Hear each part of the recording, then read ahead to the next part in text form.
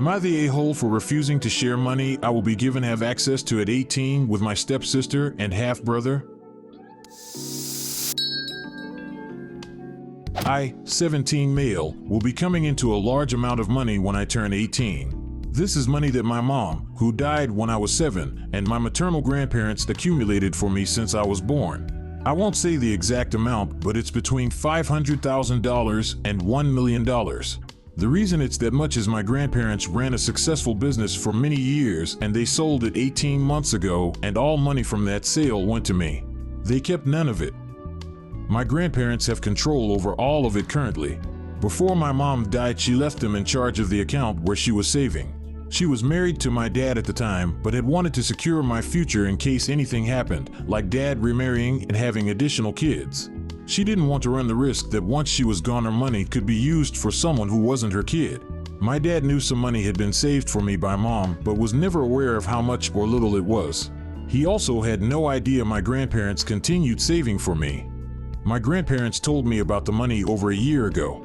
They wanted me to prepare for my future and to know I would have so many options because of the money available to me. They also mentioned it never bringing back my mom, but could alleviate the burden of becoming an adult. So here's the deal. My dad did remarry. He has a stepdaughter, 16, and a son, 5, with his current wife.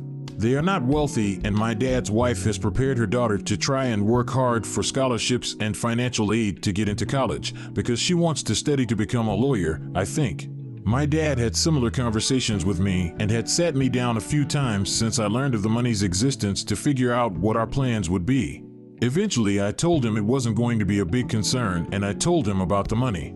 He was like, "What the fuck?" And then he told his wife, and they apparently went what the fuck together and told me I could be gracious and split the money when I get it between the three of us and give the other two a chance to have a decent helping hand with college. I told them I would not be sharing it because it was created by my family, not theirs. Dad's wife argued that it would be incredibly selfish to take such a large amount of money and blow it all on myself when I have two siblings who could also benefit in major ways from it.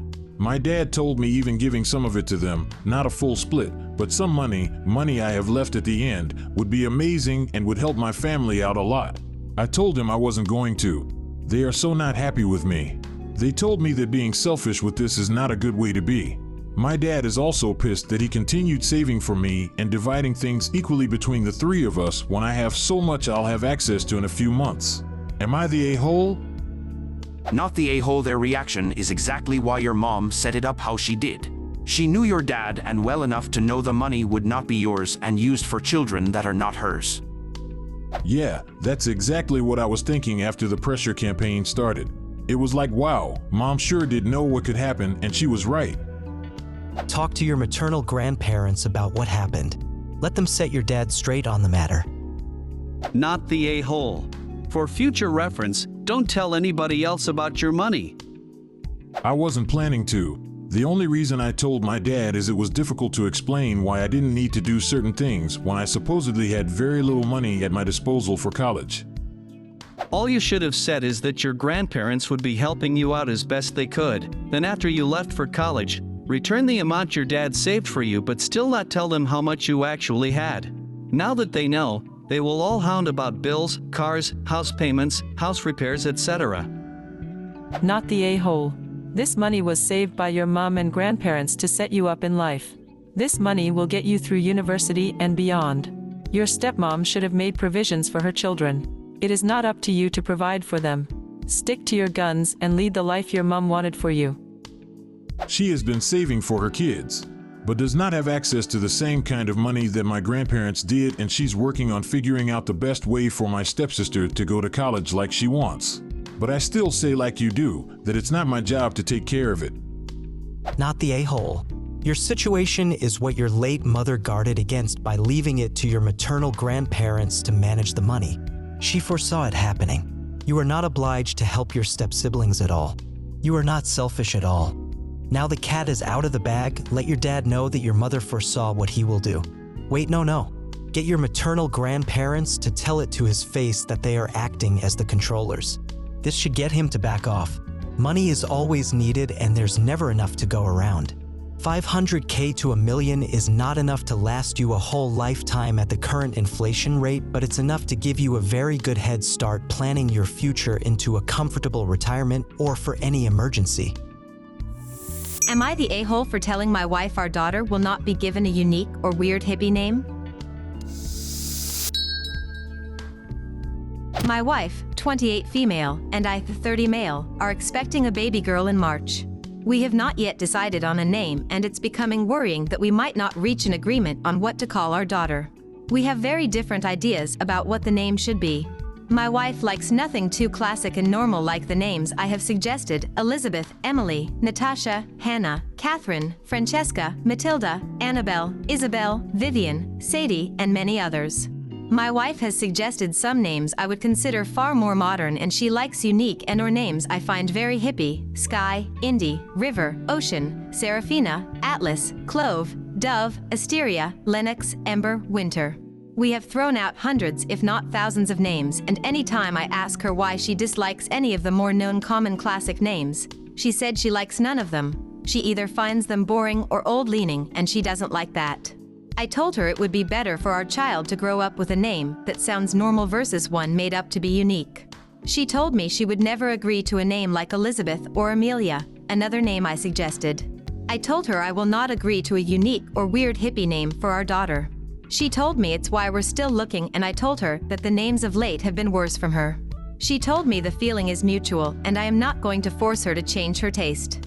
She also told me my description of her names is unfair, and there's nothing that unique about most of them, and I simply reject everything that's a little more modern leaning in usage. We took some time after that and have not returned to names in about 4 days. I can see she's bothered by my choice of words, but I can see she's also frustrated and feels our daughter's due date looming over us as well. Am I the a-hole? No a-holes here. Have you looked at names that are both kinda normal and nature-inspired? I'm thinking things like Rose, Fern, Violet, Lily, or even Summer. Or are they not unique enough for her? I agree with the no a-holes here, though I'd argue Sky, Ember, and Lennox aren't that modern hippie either. I think both are just trying to overpower the other one at this point. You are the a-hole just for dismissing the names Asteria and Serafina as modern, hippie names when they are hundreds if not thousands of years old. Go pick other reasons to claim to dislike those names.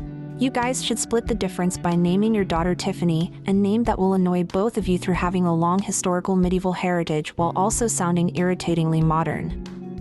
First, you both need to be able to compromise. This will not be the last time. Second, try the following. You need to find a solution both can accept. I recommend you have a nice dinner and both be in a very positive mood. Then you each get the task of finding 5 names you think the other would like and you do not hate the most yourself. Write them all down and let them grow on you. Find the compromise. Another option. Try and have a talk. What do you each want? Your wife wants something unique and with a certain vibe. You want something more traditional. Go through old names, there might be one you can both accept, like Elvina. But the important thing is you do it together, because right now you are each in a corner saying no to everything. Get out of the corner. Everyone sucks here. Info. What about floral-based names? They are historically used but also frilly and nudge that hippie trend your wife likes. Flora, Daisy, Poppy, Rose, Lily, Jade, Plant, and Jewel, Violet.